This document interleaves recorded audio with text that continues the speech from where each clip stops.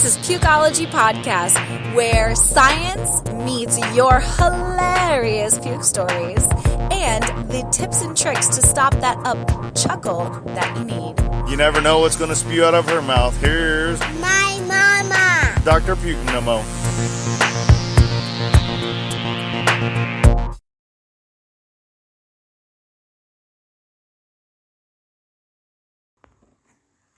Are you curious if there's a pregnancy hormone cheat sheet? Well, here it is, identifying the 4 main pregnancy hormones and how they can affect your mood, also known as hormonal and emotional. Get it? You're going to learn all of this today in part 2 of episode 55. Oh yeah, that's right. Since Pregnancy Pukeology Podcast and this doctor goes live every other week, sometimes we have awesome distractions. So this is the second part and the part that actually means something. All about pregnancy hormones in today's episode. If you want to learn about having no more morning sickness, pregnancy nausea, or how about no more headaches or migraines, visit our sponsor, nomonausea.com, the only natural way to instantly stop your worst nausea, vomiting, or headaches now, and get 25% off with the code PUKE25. That's PUKE 25 at nomonausea.com. Or you can just pick up your favorite Nomonausea band or put it on your baby registry at Bye Bye Baby, or get it shipped for free in just 2 days as an Amazon Prime member. And know that your little ones are always taken care of with the first No More Nausea Kids and No More Sleepless Nights Kids, which works for moms with small wrists too, that are available at your local CVS store.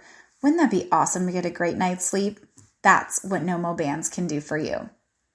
You'll also hear in this episode some pregnancy humor that may just make you want to pee your pants, like you don't have to pee all the time anyway, with hilarious stories like Laugh My Puke Out, Does Fuzz Belong in Your Juice? And Scared to Puke. If you want to learn more about your pregnancy, humor and knowledge is the key to help you survive these 9 months, and just know we're in this together. Today, you will learn the science behind what does HCG, lactogen, estrogen, and progesterone do during pregnancy? And what are the normal ranges by week pregnancy and different ways to help you reduce your pregnancy mood swings in today's Pregnancy Pukeology Podcast, episode 55, in which hormones are produced during pregnancy and their functions. The science of pukeology. Get all the hormones you need to know during this episode. And again, it's part 2. So if you ended up hearing part 1, there was nothing said. That's the beauty of going live and having amazing work from home. So pregnancy causes an imbalance of hormones, as we all know.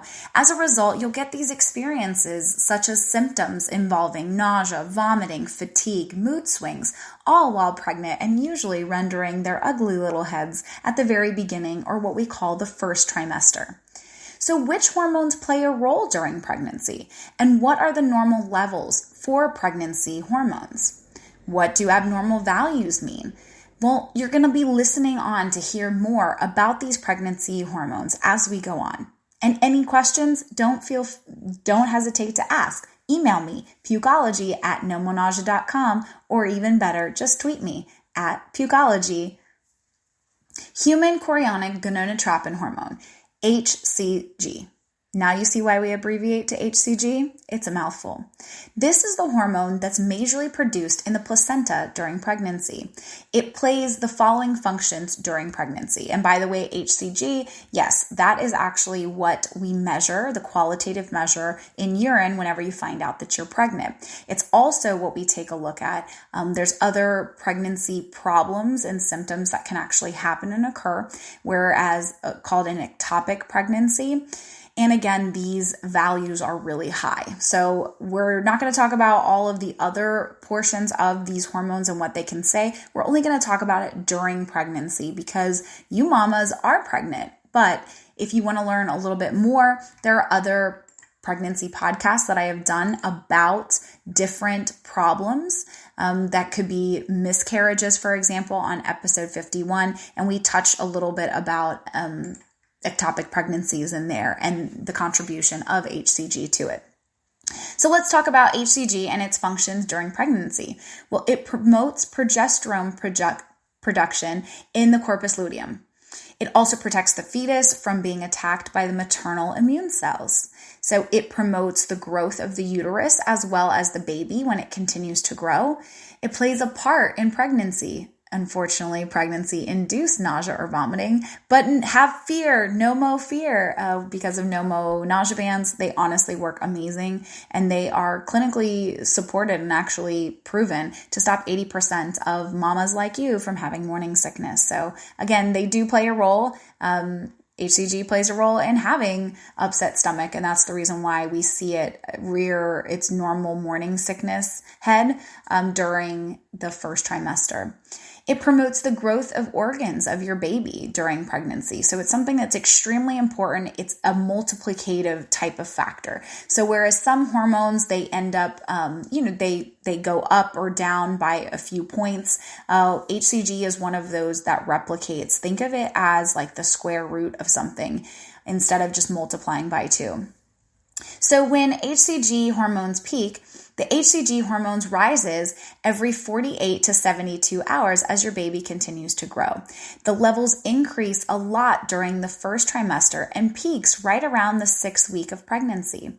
The HCG levels then start to decline after your first trimester. So what are the normal values of HCG hormone? In non-pregnant women, the HCG levels are low. They're usually less than 10. The levels are high when you become pregnant, having an HCG level above 25. That indicates you're pregnant. Congrats. The level rises in the first trimester to about from 9,000 to 210,000 in 13 to 16 weeks of pregnancy. So what I said about the actual multiplication of the factors, you have to remember that what we said was not just about the multiplication. Instead, it's actually a square root of it. So remember, 9,000 to 210,000, all the way from, if you're not pregnant, just 10. If you're carrying multiple pregnancies, your HCG levels will be even higher than when you're carrying just one fetus. The levels are abnormally high in a molar pregnancy, and that's what we were talking about. If you are having an ectopic or a molar pregnancy, these levels will be ridiculously high.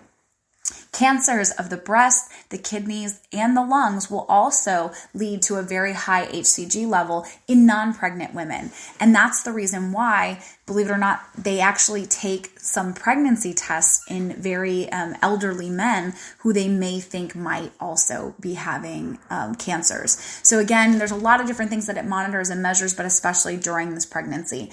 On the other hand, having low levels of HCG might be a sign of pregnancy loss or an ectopic pregnancy, like we talked about before, the baby implants in areas other than the uterus. So a molar pregnancy, high HCG levels, higher than normal, low HCG levels, either a pregnancy loss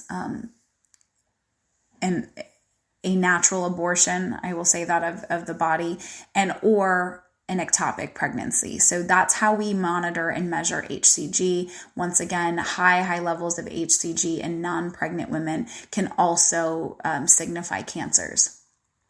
Always remember to consult your doctor if you suspect to have abnormal HCG levels. HCG should not be used to make a diagnosis of anything, but it is something that we monitor.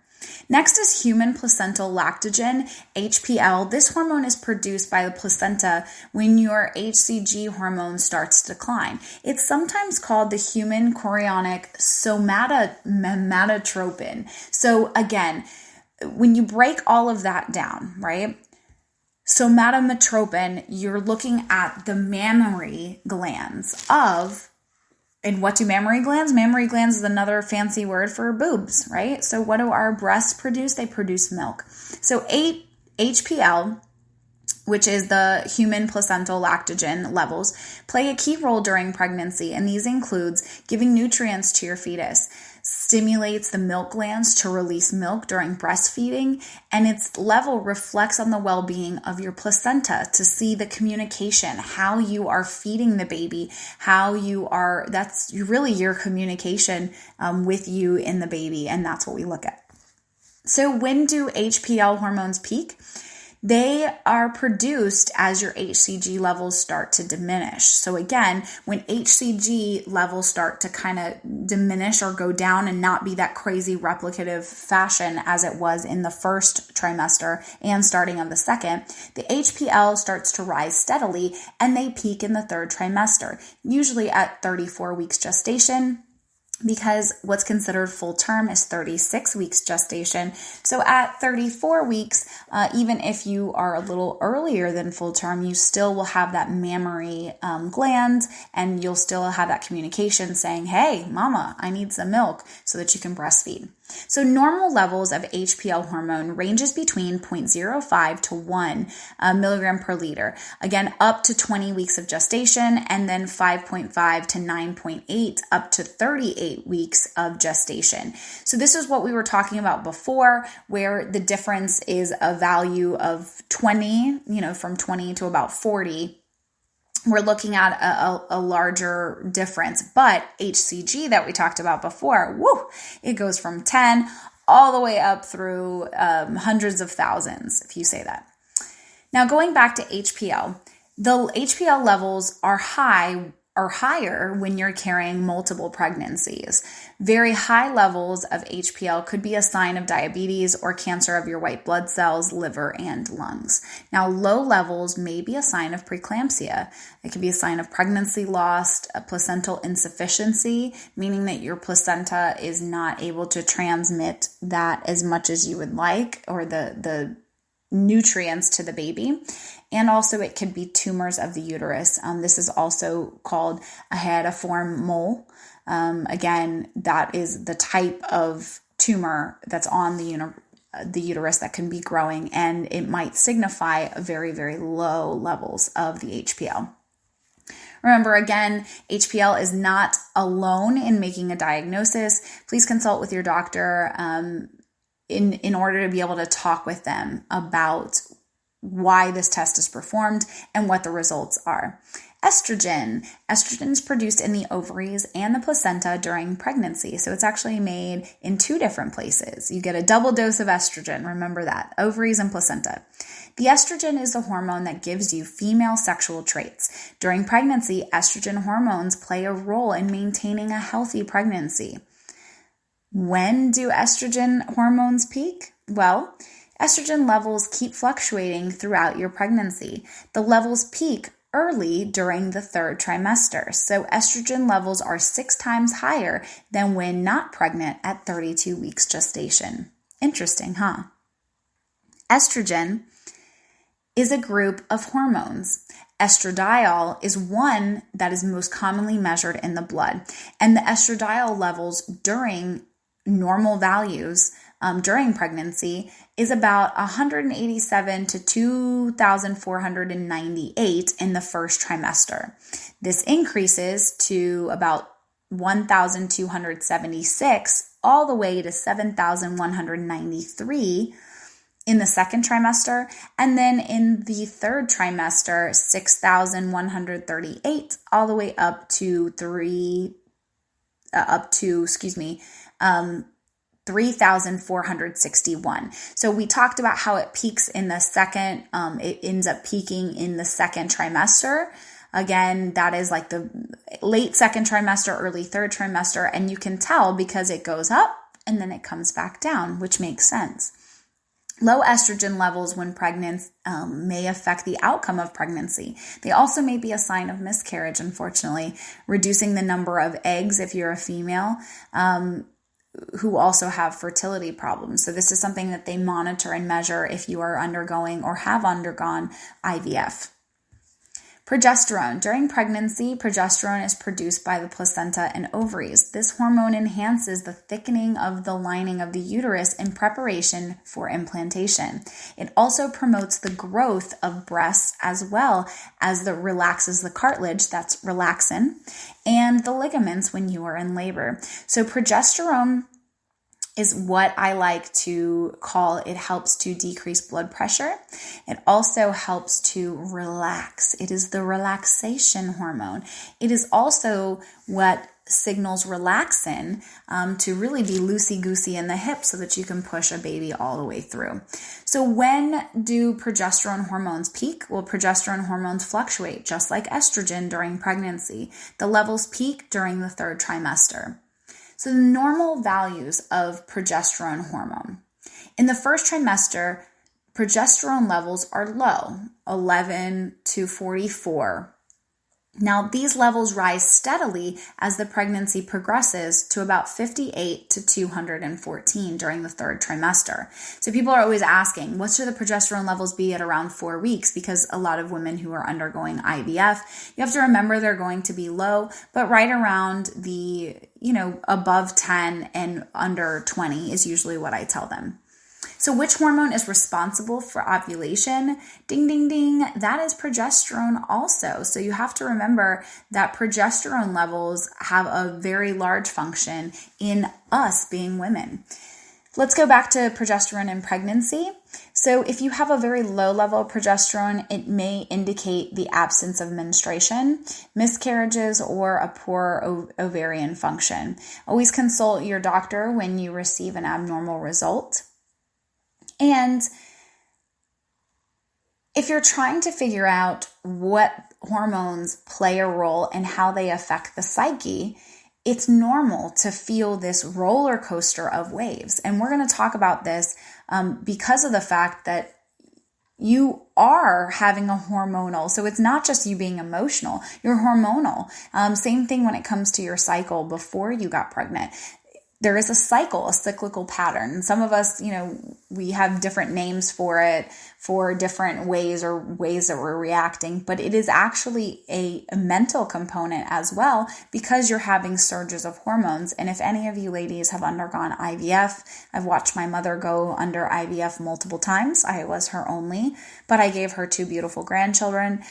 So I watched it, and it was a roller coaster of events because they were trying to synthetically produce hormones and give her a lot at different periods of time, thus resulting in mood swings that were honestly uncontrollable. But the good news is in today's 3rd segment, we're going to actually talk about what are ways to help to decrease mood swings and relax yourself a little bit in the tips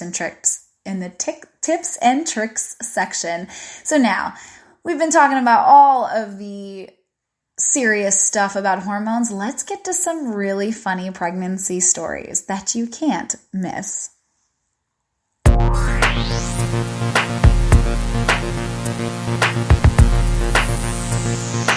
Throwing up on a Tuesday? One puke story. I was watching a TV show called Impractical Jokers, and one of the characters had to go undressed to an art class. He had to do these poses that his friend told him to do and was trying to cover his goods. The second the roller coaster pose with the hands in the air and rotation of the hands started, I laughed so hard I cried. Then I peed my pants slightly, and then I started coughing because I couldn't stop. Then the puke came up full force, and my husband, watching all of this, started dry heaving, making me puke even more. What I didn't tell you at the beginning of the story is that I was pregnant only by a few weeks, so I thought it was not just hilarious, but a roller coaster of emotions causing me to up-chuck my goodies. So everyone is on this health kick these days, so I thought I'd try the rage called kombucha, a fermented drink that tastes like juice. On a side note, I don't think I wanting to drink anything that's fermented, but that's a totally different story. I hear of all of its probiotics and thought it would be great for my pregnancy diet. I asked this hippie if there were supposed to be growth on the bottom of the jar, and he said yes. So I took it home and drank a huge glass. The next thing I know, my work bathroom stall smelled just like strawberry kombucha and tasted the same going in as it did coming out. Even my colleague asked if I sprayed strawberry to mask the puke smell, so I responded, nope, that's just what I'm throwing up. Pregnancy kombucha. Thank you for that hilarious puke story. I came home from work one day and thought I was alone, so I started taking a shower with music blasting so I didn't hear him come in. Since I have a frosted glass door, I saw a shadow and he screamed, boo! I screamed and punched the door and vomited all over him. He scared me shitless, but then he said, no, I scared the puke out of you. Do you have a hilarious puke story that you just can't wait to share? Send it to me at Pukeology, Pukeology at nomonausea.com, or tweet me at Pukeology so we can all have a good laugh.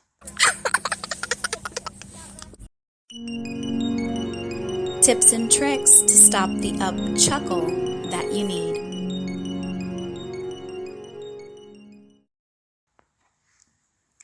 Mood changes during your pregnancy can be caused by many different stressors. Physical stress, fatigue, changes in your metabolism, or by different hormones that we just talked about, like estrogen and progesterone.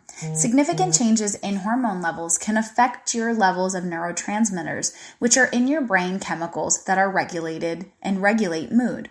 These mood swings are mostly experienced during the first trimester between the 6th to 10th week, and then again in the third trimester as your body prepares for birth. But here's some natural ways to keep your hormone levels and to avoid mood swings. So let's keep everything nice and balanced. Number 1, eat a healthy, balanced pregnancy diet. And I use the word, and I hate the word diet. I don't mean that. Instead, there's some really amazing recipes and even great snacks that you can use as alternatives to making sure that you have pregnancy specific items like almonds, again, fish, things of that nature that will help you to give you the omega fatty acids and make sure that it keeps you at a nice, even keeled level. If you want to find out more information about what you should be eating, I've made a pregnancy podcast all about it. It's called What You Should Be Eating in Pregnancy, episode 16. And if you really want to know all the stuff that you shouldn't be eating, like the no-nos, like why you can't have hot dogs, why you can't have sushi and all those other things, then you can go over to episode 5, Foods to Avoid While You're Pregnant, Pregnancy Pukeology Podcast also. Number 2, let's get some adequate sleep each day. If you don't sleep well, grab a No-Mo Sleepless Nights band from CVS or just get it online. It's something that actually is not, you don't have to eat anything or take anything, no melatonin, nothing like that. Instead, have your body produce its own, utilizing the sleep pressure point and addition of medical grade lavender oil. And I say adequate amount of sleep doesn't mean just sleeping all night long. Sometimes it's necessary to take a nap to help you recharge. They actually, like Apple, for example, has these napping pods at their work because they found that people are more productive every couple hours when they rest for 10 to 15 minutes. Exercise regularly. Exercising is an amazing way to help your body better prepare for delivery. And it's also great for the mind and body. So talking about hormones, your body produces oxytocin when you're exercising, which is a happy hormone. This happy hormone, you also get a lot of it when you smell babies. And also whenever you have your baby starts to cry and your milk comes down. So exercising regularly will help to stabilize this and will help to get out any type of stress and aggression and things like that. And if you're curious as to what are good exercises to be able to do, check out episode 44. It gives you 8 different pregnancy exercises that are safe and will help you get a restful night's sleep that same night. So try pregnancy yoga. It really is amazing. It's called prenatal yoga. I did it during my pregnancies and it was amazing. spend some time with your partner. There's nothing like getting alone time. And if this is your first baby, you won't get it as much with a second or third. So really cherish this time that you have. Do things that you want to do together and make sure that, the touch, human sensation of touch is a very big and large part. Create time to relax during the day. So pick out me time. Me time is one of the most important things that I tell all my pregnant mamas. You can be out there saving the world and thinking we're all super moms and super women, but sometimes you just need time for yourself. And I use my time for myself in the morning. I'm not advocating one religious entity or another, but I personally read my Bible just for 5 to 10 minutes every morning, and it helps to ground and center me. Talk to somebody. Right? Talk to someone in your peers, your best friend, just how you're feeling and what you're going through. You'll also find that even on social media, there's some amazing pregnancy groups that you can join and to feel like, I'm not alone. Go pamper yourself. Get a prenatal massage or other spa packages. Even where you go and you get your hair cut and trimmed, my favorite thing is when they wash my hair, utilizing their nails and really get in there. So do something for you, for yourself. Other than that, I think the most important thing is finding what you love to do. For me, I love to dance. When I was pregnant, I made sure that I still went to dance class. It put a huge smile on my face. My kids are all love music and love rhythm. So I feel like that they were there with me whenever I was in dance class. Go see a movie with a friend if you're a big movie buff, or during these crazy COVID times, there's so many movies that you can rent these days. And don't be so hard on yourself. I think that's the moral of the story, is in order to keep an even keel, you yourself have to control what you can control around you. Everything else is just extra. Don't worry, it'll still be there tomorrow. The laundry will be there. It's not needed. Relax and take a little nap. Take a bath. Do something for yourself.